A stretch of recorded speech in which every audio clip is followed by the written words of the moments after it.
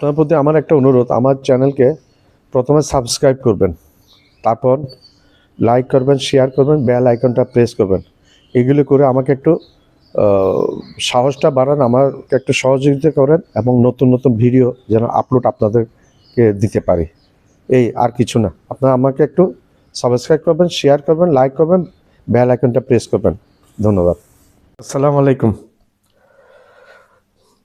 শেখ হাসিনা এবং জয় সম্বন্ধে কিছু বলতে হচ্ছে।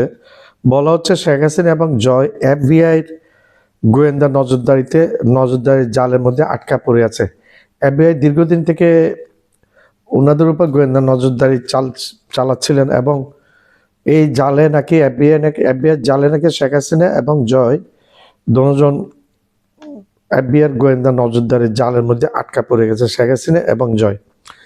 $300 বিলিয়ন পাচারের সাথে যে সে আমাদের প্রাক্তন প্রধানমন্ত্রী শেখ হাসিনা এবং তারই সুযোগ্য পুত্র সজীব ওয়াজেদ জয়কে জড়িত, এবং $300 billion American dollar Sheikh Hasina এবং জয় পাচার করেছে, তার অকাট্য প্রমাণ এখন এফবিআইয়ের কাছে আছে। আসলে এফবিআই তো কোনো একটা অভিযোগ তো এমনি আনে না, পুরা অকাট্য প্রমাণ না থাকলে সেই অভিযোগগুলা আনার কথা না এফবিআই। তো সেই ক্ষেত্রে ডেফিনিট এফবিআইয়ের কাছে অকাট্য প্রমাণ অবশ্যই আছে।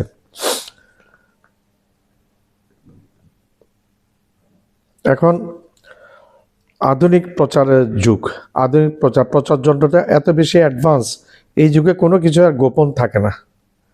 আপনি যা করবে তাই প্রকাশ হয়ে যাবে, এবং যারা বিখ্যাত ব্যক্তি তারা যাই করবে প্রতি মুহূর্তে সেগুলো প্রকাশ হয়ে যায়।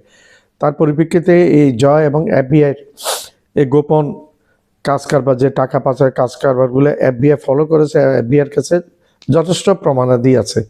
প্রমাণাদি ছাড়া কিন্তু এফবিআই এরকম একটা অভিযোগ আনতে পারবে না।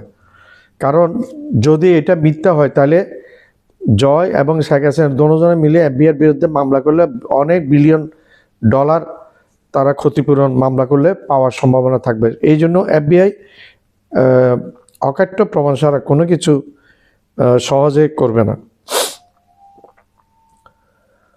শেখ হাসিনা এবং তার পুত্র সজীব ওয়াজেদ জয়ের নাম উঠে এসেছে এই বিপুল পরিমাণ অর্থ পাচারের জন্য, যে তথ্যটা এফবিআই জানিয়েছে। বিগত 9 সেপ্টেম্বর, এই বছরের 2024 সালের 9 সেপ্টেম্বর এফবিআইয়ের প্রতিনিধির সাথে ঢাকাতে দুদকের দুর্নীতি দমন ব্যুরোর একটা বৈঠক হয়। সেই বৈঠকে তুলে ধরে এফবিআই এই বিপুল পরিমাণ অর্থ পাচারের আদ্যপান্ত পুরো ইতিহাস এফবিআই দুদকের কাছে তুলে ধরে।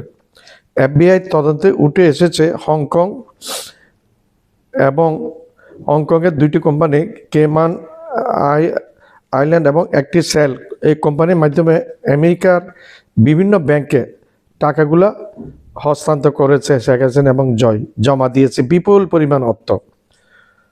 এই বিপুল পরিমাণ অর্থ বাংলাদেশ থেকে লুটপাট করে তারা মা এবং ছেলে এগুলা আমেরিকার বিভিন্ন ব্যাংকে জমা দিয়েছে। শুধু তাই নয়, রূপপুর পারমাণবিক প্রকল্প ছাড়া আরও 9টি প্রকল্প থেকে অন্তত $700 কোটি বেশি অর্থ নাকি জমা পড়েছে। এফবিআই নথিতে এই কথাগুলো এসছে।